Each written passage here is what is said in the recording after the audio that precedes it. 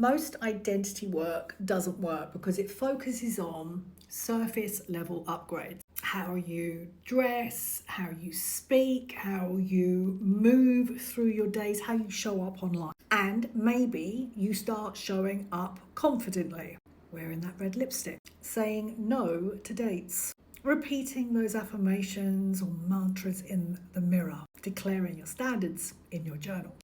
All really, really good things, but, and here's the big but, if you have not done the deep work, real deep identity rewiring, nervous system recalibration, and real-time integration, underline that, highlight it, post it somewhere, you'll keep on slipping back into who you were at the start. Because it's one thing to look like a woman who knows her worth. It's another thing to live like her when your heart is breaking, when the money doesn't come in, when the man ghosts, when your son or daughter stops talking to you, when your old survival patterns flare up and beg you to settle. Yes, you can make the big decision, the declaration, the dramatic pivot, but unless you rewire yourself from the inside out, you will return back to the same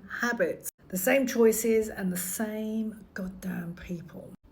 The decision that you make, it's not the end of anything. It's the beginning of everything. In my podcast episode this week, I talk about this way deeper.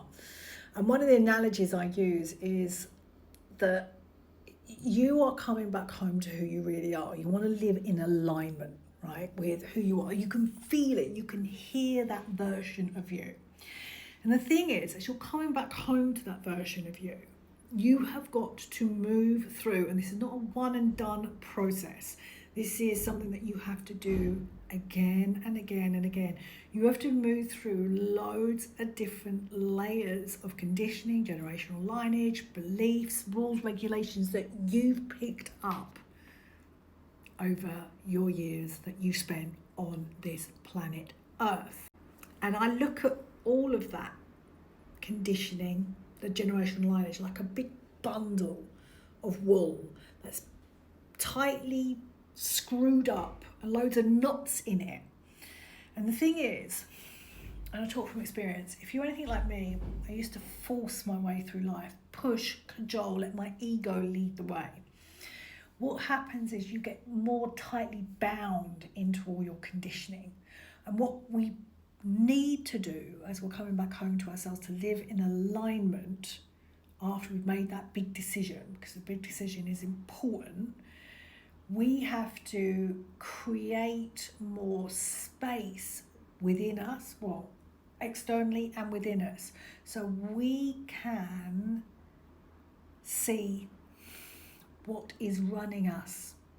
Because inside you're going to have all these little different programs running you.